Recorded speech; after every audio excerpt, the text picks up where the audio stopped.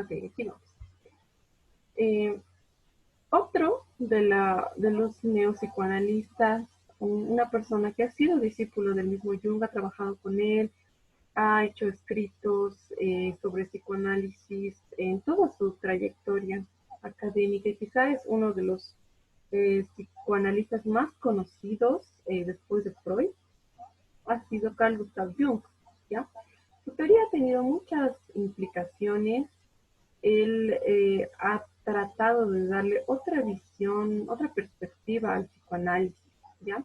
Entonces, a esta perspectiva se la conoce como psicología analítica o psicología jungeriana. Consiste, bueno, Carl Gustav Jung mmm, ha estudiado psicoanálisis en distintas universidades, ha hecho trabajos en colaboración con Freud y ha habido un momento en su vida en el cual se ha distanciado del psicoanálisis tradicional cuando éste ha recibido fuertes críticas y que ya no ha sabido darles más respuesta. Entonces, para Carl Gustav Jung ha sido muy importante el aspecto espiritual o animista del psicoanálisis, ¿ya? Y vamos a ver que su teoría se basa mucho en todo el aspecto espiritual.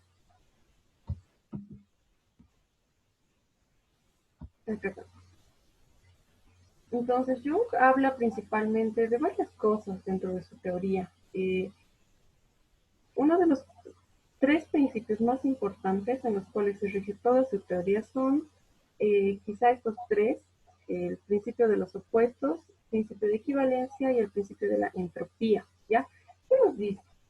Que como Freud nos indicaba, todo tiene un complemento. Dentro de lo que es la psique, el aparato psíquico, todo está en constante movimiento, ¿sí? Por ejemplo, el helio, el superior, coordinan el inconsciente en el consciente, en el preconsciente, hay una dinámica en la cual se mueve la psique. Y a partir de ese juego dinámico de lucha entre el ello, entre el superior, entre las pulsiones de vida, las pulsiones de muerte, los instintos y las represiones, sale una conducta. Entonces, Jung nos dice, esto es un principio que se maneja dentro de la persona. Es decir, esta contrariedad forma parte de la persona. Todo tiene su contrario. La misma vida tiene su contrario, la muerte. Todo lo que es bueno tiene su contrario, lo malo. Todo lo que es blanco, negro. Todo lo que es luz, oscuridad. Todo la persona que vive, que se desarrolla de manera normal y la persona que se desarrolla de manera anormal. Lo que está bien, lo que está mal, lo que es patológico y lo que es normal. Entonces, todo siempre tiene su contrario. El amor, el odio. Entonces, en el principio de los opuestos, Jung nos dice, todo tiene contrario. Todo en la vida, a partir de leyes físicas incluso, tiene contrariedad. ¿Ya? Todo tiene contrariedad. El segundo principio, de la equivalencia.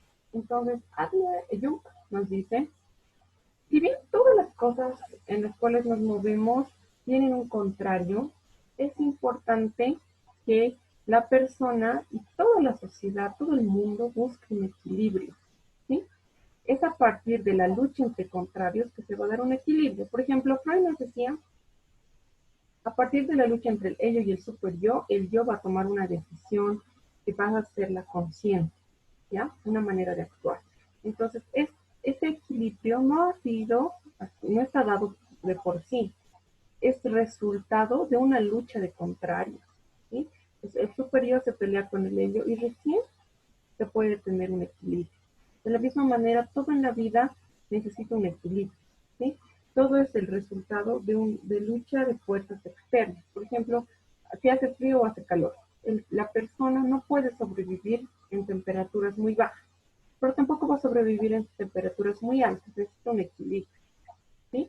A la persona, si le das mucho amor, va a ser sobreprotegida, pero si no le das nada de amor, va a ser abandonada. Entonces, necesita ni lo uno ni lo otro, necesita equilibrio, siempre necesita equilibrio. Y luego está el principio de entropía. Al establecer un equilibrio en las personas, se establece un tipo de atracción, eso es entropía, entre los mismos opuestos, entre los mismos contrarios. ¿Por qué están aislados. Siempre hay un momento en el cual se unen. Por ejemplo, el frío con el calor forman parte del clima y tienen que unirse en algún momento para dar como resultado el equilibrio. El equilibrio. El amor y el odio tienen que unirse en algún momento. Tiene que haber una lucha de fuerzas y se tienen que atraer, tienen que interaccionar para recién tener un equilibrio. ¿Ya? Entonces, estos principios son los que guían su teoría. Más adelante, Jung ya formula lo que son sus métodos de investigación. Él nos dice a partir de la terapia, a partir de ciertos estudios que realiza, Jung habla de cómo es que se debería dar la investigación dentro de psicología, cómo es que se da la investigación. Entonces, en psicoterapia, él aplica no solo un método, por ejemplo, Freud solo aplicaba la asociación libre de palabras. Jung va a aplicar otros métodos, estos dos más, el análisis de los sueños y la imaginación activa, además que va a ser una reformulación de la asociación de palabras. Entonces, Jung proporciona para la psicoterapia más instrumentos de análisis, de abordaje para llegar a conocer a la persona, ¿ya?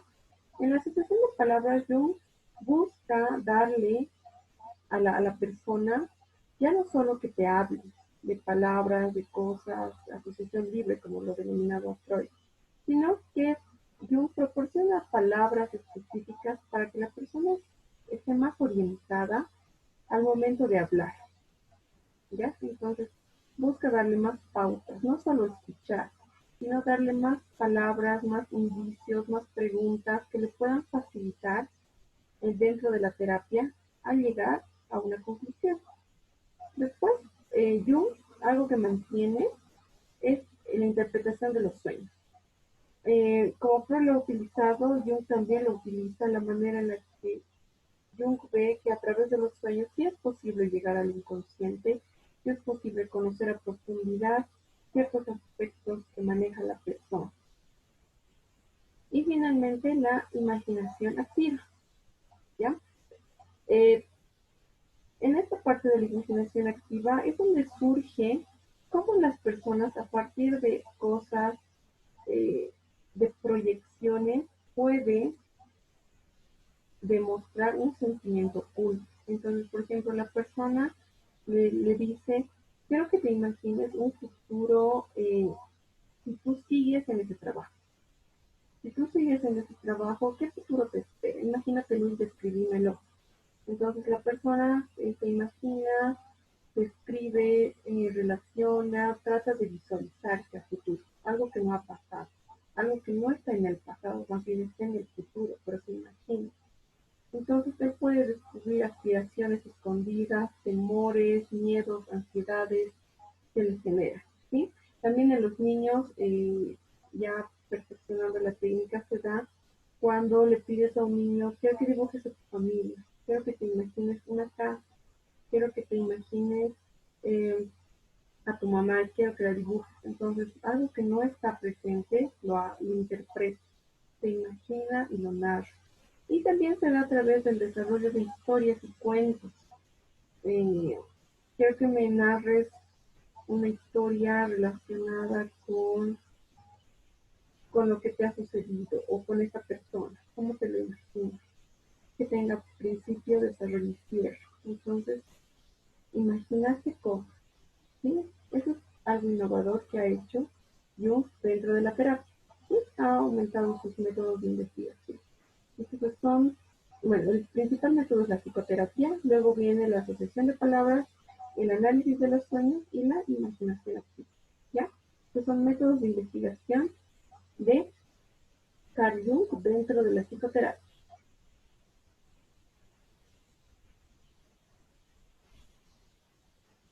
Ahora, Jung nos dice dentro de la psicoterapia, hay muchos factores que juegan en conjunto con la persona. Y la terapia es un proceso largo. Es un proceso en el cual el objetivo, según Freud, era buscar el por qué. Pero Jung nos va a cambiar esto y nos va a decir, el objetivo de la psicoterapia no siempre es buscar el por qué. El objetivo de la psicoterapia va a ser efectuar un cambio en la persona, ¿ya? ¿Qué cambio yo quiero lograr en la persona? Entonces, para ello, la terapia tiene 4 fases, y 4 fases que se las tiene que diferenciar y que el terapeuta tiene que guiar de buena manera a que se logre ciertos pasos para que la persona pueda verse mejorando. Entonces, el primer paso es las confesiones. Entonces, en la primera parte, muy similar a la terapia freudiana, nos dice, en la primera parte la persona se desahoga, la persona nos cuenta su problema. Tenemos que tratar de que nos tenga confianza y nos cuente la verdad, que confiese los principales motivos verdaderos que lo llevan a la psicoterapia. Realmente, ¿qué lo lleva a la psicoterapia? Confesión, ¿ya? Que confiese, que hable. Entonces, aquí es el método de la asociación libre, la asociación de palabras, tratar de indagar qué es lo que realmente le está sucediendo o qué es lo que quiere lograr, ¿ya?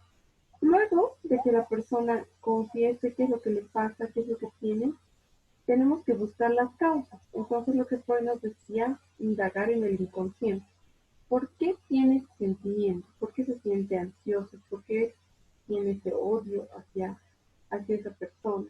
¿Por qué se siente mal? ¿Por qué? Buscamos las causas. Pero, a diferencia de la terapia de Freud, que se quedaba acá en buscar las causas, Jung nos dice, la persona no solo tiene que buscar el porqué, el terapeuta no solo se tiene que saber el porqué.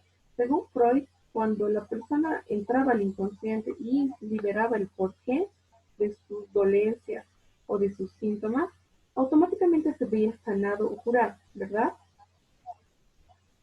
Pero para Jung, el encontrar el por qué no le ejerce a la persona un cambio importante, únicamente le da una luz, pero el trabajo continuó. Entonces, él aumenta otras 2 etapas a la terapia. La tercera etapa, que es educar al paciente. Entonces, educar al paciente se refiere a orientar al paciente a nuevas formas de actuar. Entonces, al paciente, a través de la terapia, tú le haces darse cuenta de cosas que quizás no está realizando de buena manera, que le generan malestar. Entonces tratas de educar al paciente cómo es que él mismo tiene que realizar ciertos cambios, cómo es que él mismo puede reflexionar sobre su persona, cómo es que él mismo puede llegar a su inconsciente. ¿Ya? Educas al paciente. Y en un cuarto aspecto, en una cuarta etapa, el objetivo es transformar al paciente. ¿Cómo logras que esa persona se vea cambiada, se vea transformada, que mantenga esa educación que tú le has impartido y que transforme su vida? No solo dentro de la terapia, es decir, si va a contar las experiencias negativas y se va a desahogar, que no sea solo en terapia, sino que lleve ese cambio a otros aspectos de su vida y que transforme realmente su vida. Entonces, para Jung es muy importante que la persona llegue a transformar su vida. Si no, la terapia no está concluida.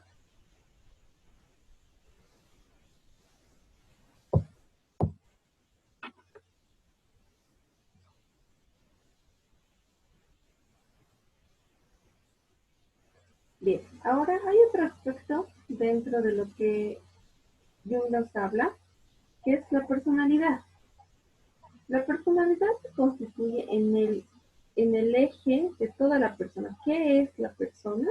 Está constituido por su personalidad, ¿ya? Entonces, uno de los aportes más importantes ha sido la teoría de la estructura de la personalidad, que Jung ha cambiado de la estructura tradicional. Para Freud, no se olviden que la personalidad o la persona estaba constituida por 3 factores: el consciente, el preconsciente y el inconsciente, ¿sí? Pero Jung cambia esto y él nos dice que hay factores dentro de la personalidad relacionados con la conciencia. Entonces mantiene el consciente, pero él divide el inconsciente en inconsciente personal y el inconsciente colectivo. ¿Ya? El inconsciente personal y el inconsciente colectivo. Entonces, ¿cuál es la diferencia entre los tres? El consciente es igual al consciente que maneja Freud. Es como una capa externa, ¿no? Lo que Freud va a denominar la punta del iceberg es la capa externa de la persona. Todo lo que nosotros manifestamos abiertamente, nuestra realidad, cómo nosotros vivimos nuestra realidad, cómo nosotros actuamos, de lo que sí somos conscientes. Entonces es la personalidad que se manifiesta en el exterior, ¿sí? Está en la parte externa. Dentro del consciente se va a encontrar el inconsciente personal. El inconsciente personal va a ser aquella estructura que se va a generar cuando la persona reprime ciertos aspectos. Son los impulsos reprimidos de las experiencias personales. Algo similar a lo que Freud nos decía que el inconsciente. ¿Sí? Están ahí las experiencias traumáticas que no podemos recordar, aspectos ya olvidados que hemos vivido, pero que se han almacenado en un ámbito profundo del sujeto y que es muy difícil llevarlos a la conciencia, ¿ya? Sin embargo, están muy cerca, consciente e inconsciente personal, ¿sí? Solo hay una línea que los separa, están cerca, ya no hay un preconsciente que los divide, es consciente e inconsciente personal. Pero lo más importante para Jung, y en lo cual se basa toda su teoría, es que más profundo del inconsciente personal había habido algo más.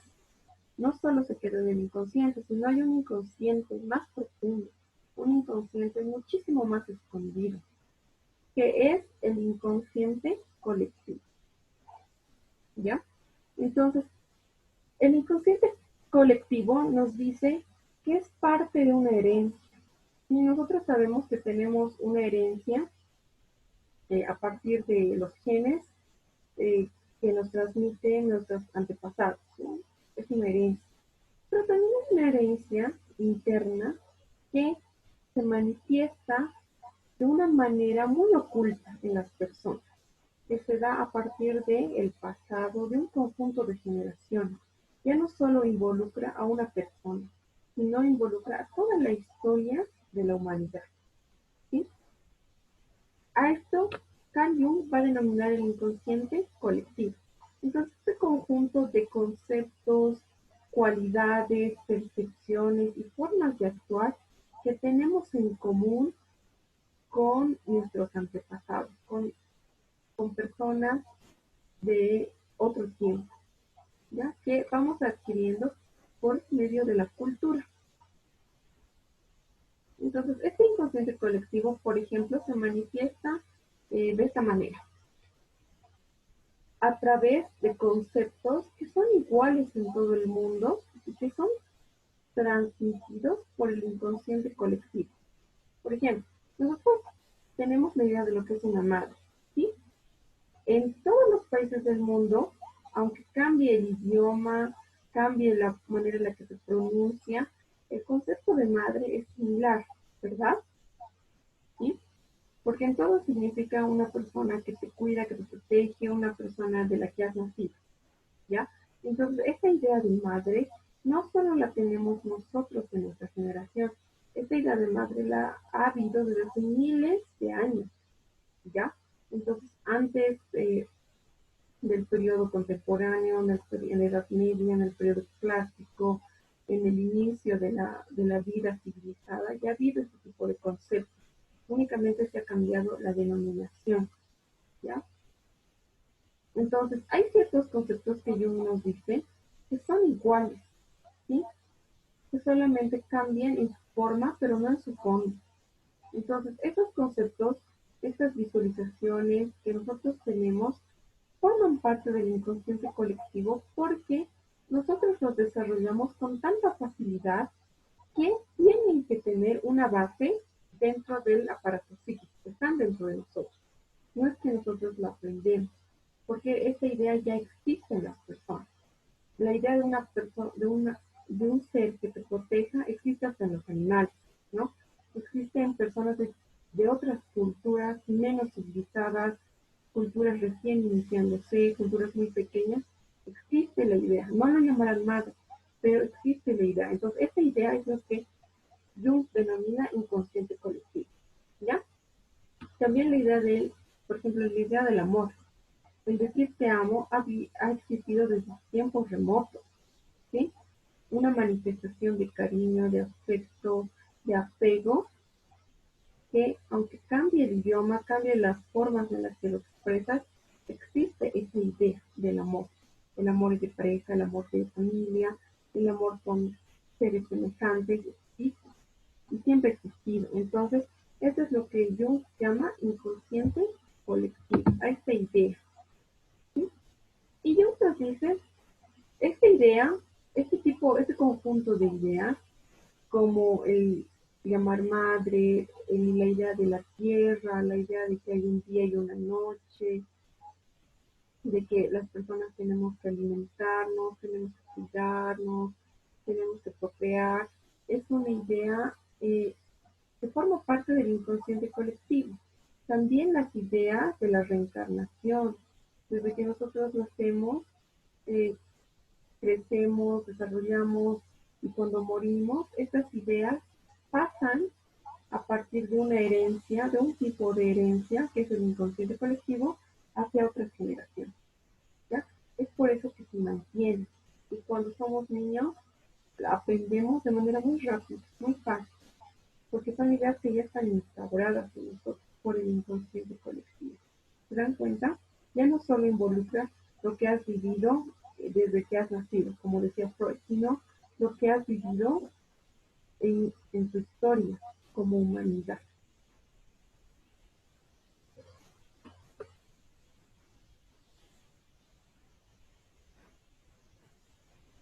Y como base de lo que hemos vivido, como con el inconsciente colectivo, Jung crea un concepto que él denomina los arquetipos. ¿Ya? ¿Qué es un arquetipo?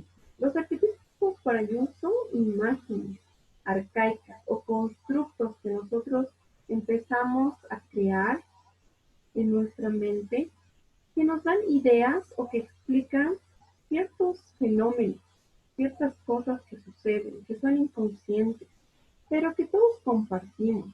Entonces, como todos las compartimos, forman parte del inconsciente colectivo. ¿Sí? Son imágenes, ideas que explican un conjunto de fenómenos inconscientes, cosas que nosotros pensamos que son inconscientes, que están en nuestra mente y que las compartimos con el resto de la sociedad. Por eso es inconsciente colectivo. Ahora, los arquetipos más importantes, hay muchos arquetipos y se pueden ir formulando conforme la sociedad va creciendo y a través de las generaciones se va generando nuevos arquetipos. Entonces, podemos mencionar los arquetipos que ya están más conocidos a través de distintas culturas. Los arquetipos del ánima, del animus, que son arquetipos de concepción. El ánima es una concepción que tienen distintas culturas sobre la persona, ¿ya? Entonces, en una persona, en un hombre, hay una parte que es femenina y que es masculina, ¿sí? En una persona varón hay dos partes, siempre hay dos partes. Una persona, una parte de su ánima, de su alma, ¿no? Ánima significa algo similar a alma, que es femenina y otra es masculina. Esto va desde los dioses griegos, ¿ya? Que cada ser tiene una parte femenina y masculina. El ánima va a ser la parte femenina del hombre, un aspecto esencial que nosotros denotamos a las mujeres. El factor protector, el factor sensible, el factor compasivo, que está presente en los hombres, pero está presente en mayor incidencia en las mujeres. ¿Sí? Es lo que se transmite a través de la cultura. Y el animus, que es un complemento, que es la parte masculina de la mujer. Porque hay una idea que se ha transmitido desde hace mucho tiempo de la fortaleza, del heroísmo que tenían los hombres cuando iban a la guerra, cuando defendían las tribus, que se generaba como una parte heroica. Entonces, esta parte masculina de la mujer se llama ánima, ¿ya? Luego hay otro tipo de arquetipos, por ejemplo, el arquetipo del yo, que es la misma persona, es decir, como tú mismo te haces una atribución de ti. Yo soy tal persona, yo me llamo tal, yo hago esto. Entonces, este criterio de señalarte a ti mismo como un ser individual es un arquetipo, porque todas las personas lo tenemos y lo hemos tenido desde tiempos inmemorables, ¿ya? Luego está el arquetipo del sabio, que es esa idea de persona que sabe más, que tiene conocimientos profundos, una persona mayor por la experiencia que ha adquirido, que es capaz de orientar o de ayudar a otras personas. Luego el arquetipo de héroe, de una persona heroica, eh, alguien que te va a salvar, está en los mismos dioses de la mitología, eh, en las religiones, esa persona que te va a salvar, que te va a ayudar, que siempre está contigo, que aunque cambie de nombre, o sea, o algunos lo llaman Dios, lo llamarán en una determinada religión, lo llaman de otra manera, es diferente la concepción que se tiene, pero hace referencia al arquetipo de héroe, porque es una persona divina y un ser que te va a ayudar. ¿Sí? El arquetipo de la gran madre, que es una persona como la gran abuela, que te ayuda, que te cuida, que vive en la naturaleza y que siempre está presente. Después, el arquetipo de la máscara, aquella apariencia que los seres humanos hemos ido desarrollando con el tiempo y que manifestamos abiertamente hacia los demás. Y el arquetipo de la sombra, que es la parte escondida como el inconsciente, la parte escondida que todos no queremos expresar fácilmente, ¿sí?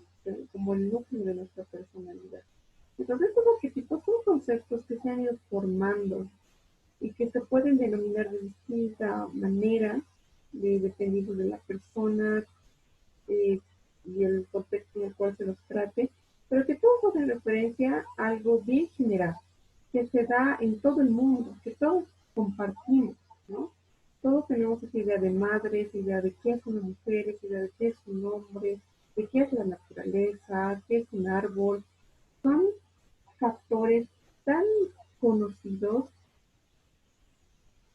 que han pasado por la experiencia de tantas personas que forman parte de un inconsciente colectivo, que están en nuestro almacenamiento interno, están en nuestra memoria, porque son transmitidas por una herencia,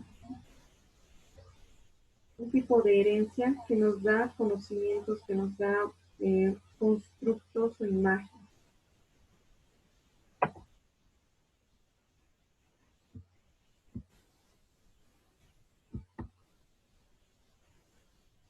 Así, bueno, dentro de lo que es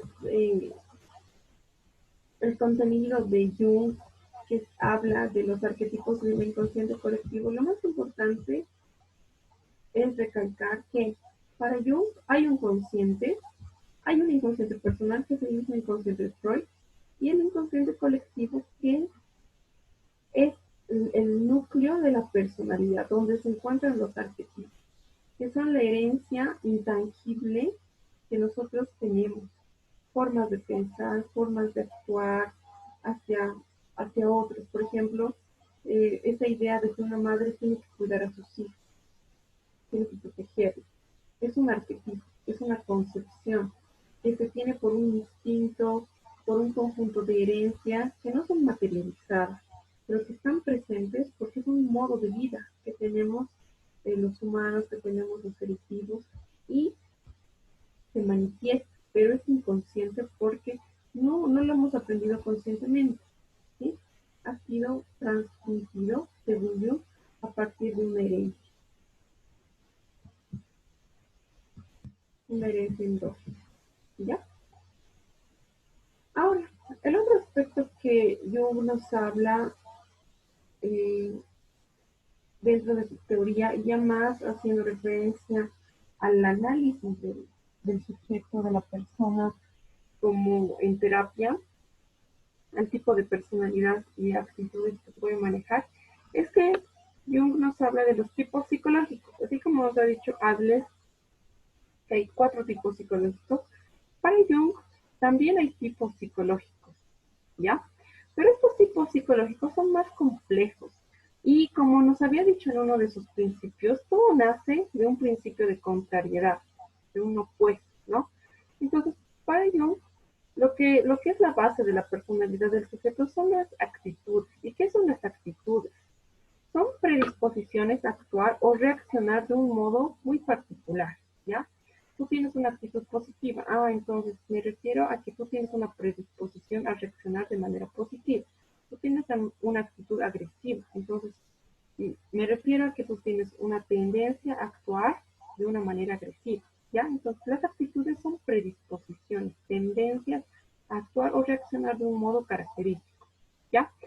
Para Jung, estas actitudes, que son pequeñas formas de reacción de un modo en particular, van a dar lo que es los tipos psicológicos, ¿ya? Los tipos psicológicos. Entonces, Dios nos dice, cada tipo psicológico va a surgir de la unión de dos actitudes. El tipo psicológico surge de la unión de dos actitudes. Entonces, para Carl Jung, el tipo psicológico más importante es el de la introversión y el de la extroversión, que nos dice que son dos tipos de actitudes, ¿ya? Introvertidas y extrovertidas. Y esto nos va a dar un tipo psicológico de una persona que puede ser introvertida o extrovertida, porque tiene dos tipos de actitudes. Siempre hay dos tipos de actitudes. Entonces, de la manera en la cual se relacionan estas dos actitudes es que nosotros vamos a pensar, vamos a percibir, vamos a sentir y vamos a actuar, ¿ya? Pensamos, percibimos, sentimos e intuimos y actuamos de una manera determinada.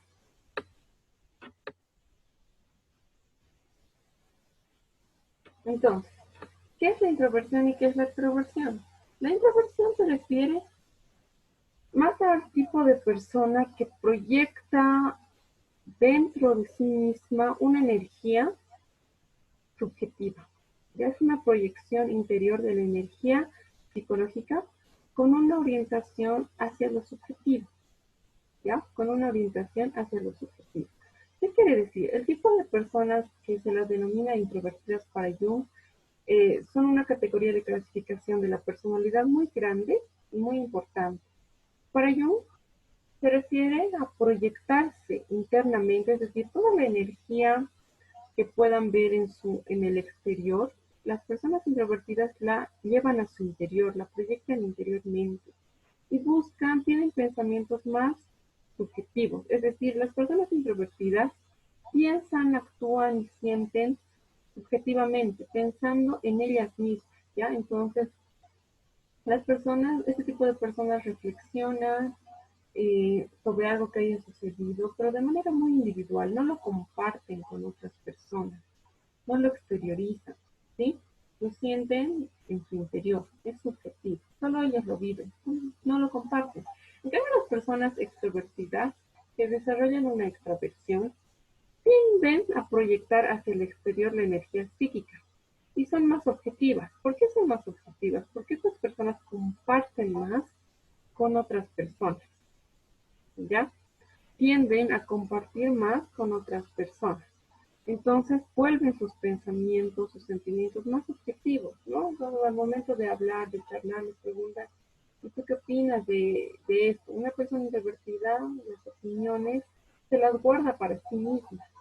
En cambio, una persona extrovertida las comparte con otras y lo vuelve más objetivo. ¿Por qué? Porque tiene que adaptarse hacia otros, ¿sí? Tiene que dejarse entender por otros. En cambio, una persona introvertida no le importa dejarse entender por otros. Con que ella se entienda, con que ella lo viva, lo siente, está bien, ¿ya? Ahora, estos dos factores de introversión y extraversión van a generar ciertas funciones, ¿ya? Esto creo que no han logrado avanzar con el doctor, pero lo vamos a mencionar brevemente, ¿ya? Eh, Estas funciones de introversión y extraversión nos dan un tipo de percepción distinta, ¿ya? Por ejemplo, las personas introvertidas se van a percibir algo de manera más subjetiva, más tranquila. Entonces, ante una acusación, una persona se puede sentir indignada, se puede sentir molesta. Una persona introvertida va a tener esos sentimientos de molestia, de agresión, de vulnerabilidad, pero no las va a compartir, las va a asimilar, las va a reflexionar por sí misma, percibe una situación de una manera muy individual, muy propia. En cambio, una persona extravertida puede generar que esta persona se vuelva agresiva, lo puede tomar como un ataque, entonces va a tratar que la persona extrovertida lo perciba de una manera diferente que la introvertida, ¿sí? Entonces, cuando una persona percibe, depende mucho si es introvertida o si es extrovertida. Si es introvertida, la persona va a tener una actitud receptiva. En cambio, la persona extrovertida va a tener una actitud más exteriorizada, va a querer demostrar esa sensación, ¿ya? Luego, una persona introvertida y extrovertida va a tener un pensamiento distinto, ¿ya? Las personas introvertidas tienen un pensamiento muy subjetivo, ¿sí? Buscan reflexionar muy propiamente, muy individualmente, se hacen ideas, se hacen reflexiones, y muy poco comparten con otras. En cambio, las personas extrovertidas, sus pensamientos les gusta dar a conocer a otros, que su opinión sea escuchada, que su opinión sea considerada, ¿ya? Luego del sentimiento, los sentimientos de las personas introvertidas tienen un proceso de evaluación de una idea. Pues los sentimientos de las personas introvertidas tienden a ser más reflexivos, más para ellos. Por ejemplo, una persona introvertida que siente un cariño muy especial por alguien, no le va a importar manifestarlo, le va a importar sentirlo, vivirlo, expresar. En cambio, una persona extravertida le va a gustar demostrarlo a través de algo que está visible, exteriorizable por otros, ¿ya? Luego está la intuición que hace referencia a una manera de actuar de las personas. Entonces, en esta intuición, las personas introvertidas igual van a actuar de una manera más tranquila y las personas extrovertidas más van a demostrar conductas manifiestas, observables, de llamar atención, de hacerse notar, ¿ya? Entonces, bueno, estas son las actitudes que se pueden manifestar si es una persona introvertida, extrovertida. Es lo que es la clasificación más grande que nos hace Carl Jung sobre los tipos psicológicos, ¿sí? Para Carl Jung hay dos tipos psicológicos, las introvertidas y las extrovertidas. Esto, entre estos dos límites, es que las personas nos vamos a jugar, ¿ya? Entonces, tenemos rasgos de introversión o de extraversión, en qué momentos y en qué situaciones, y estas son las situaciones. En tu forma de pensar, ¿eres extrovertida o eres introvertida? En tu forma de percibir, ¿eres introvertida o extrovertida? En la forma de intuir o de sentir, ¿eres introvertida o eres extrovertida? Entonces, él nos da un panorama así general de cómo es que estas personas pueden llegar a actuar, ¿ya? Que siempre nos basamos en estos dos rangos, introversión y extraversión.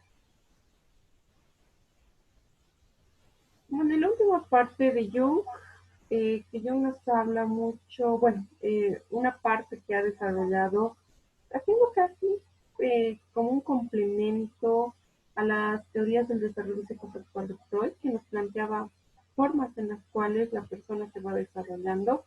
Eh, Jung nos habla del desarrollo de la personalidad, ya no del desarrollo sexual, sino del desarrollo, cómo es que la personalidad se desarrolla a partir de ciertos hitos que suceden en distintos periodos de nuestra vida. Entonces, brevemente lo vamos a mencionar.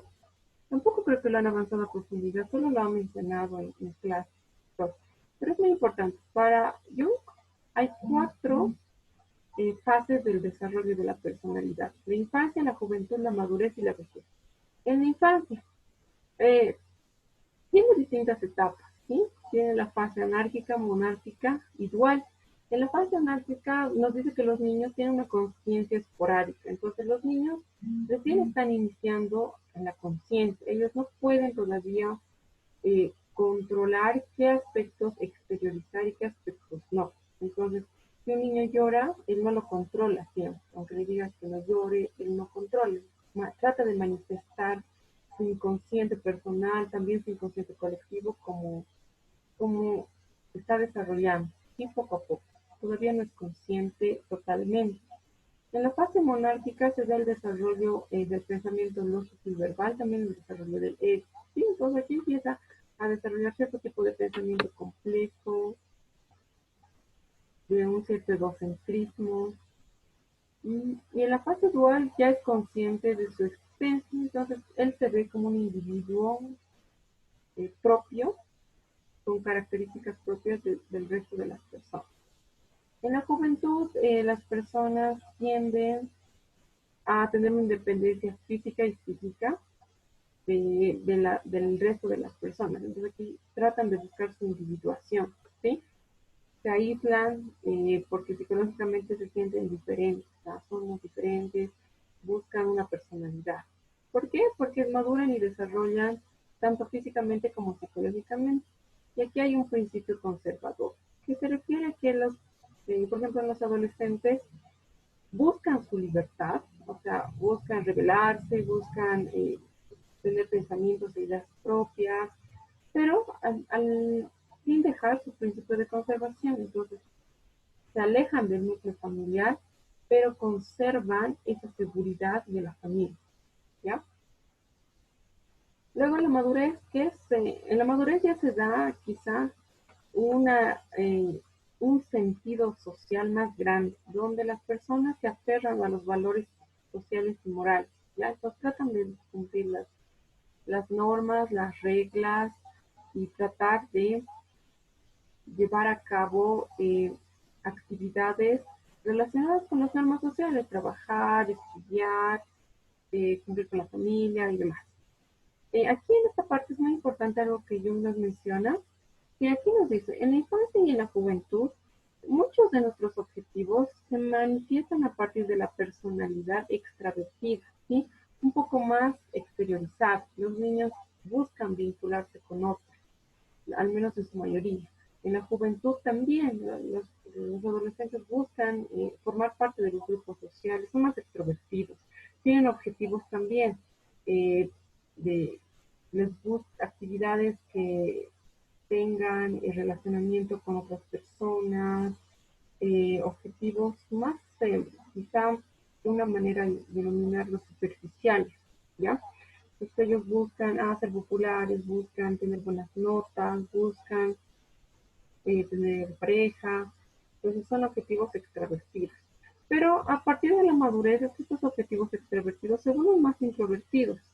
Se refiere a que buscan ya otro ámbito, buscar un significado personal, expectativas individuales, encontrar el sentido de vida de las personas, de sí mismos, qué es lo que están haciendo con su vida.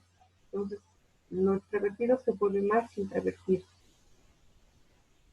Por eso es que los adultos quizás son más sensatos, son más críticos, bueno, esa es la idea, ¿no? Que sean más críticos al momento de hacer alguna decisión, de reflexionar sobre sí mismos.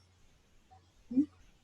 Y finalmente en la vejez lo que Jung nos lo destaca y también escribe bastante sobre eso, es que hay un miedo a la muerte, ¿no? Es donde se consolida el sentido de vida, porque ya hemos pasado la mayor parte de nuestra vida y se da que, qué es lo que hemos hecho, una crítica, una reflexión en toda la vida, qué es lo que hemos logrado, a qué hemos llegado. Y un miedo a la muerte por el hecho de dejar de existir, que es la característica principal de la vejez según la psicología médica. ¿Verdad? Eso creo lo que han avanzado con el... Tampoco lo ha tocado, solo lo ha mencionado, no le alcanzó el tiempo para avanzarlo más, pero esto es importante dentro de la teoría de Jung. Está en algunos de sus textos, los menciona bien detallado. Y eso sería, chicos, respecto al tema de Carl Jung. ¿Tienes alguna pregunta, duda, algo que quieran retroalimentar?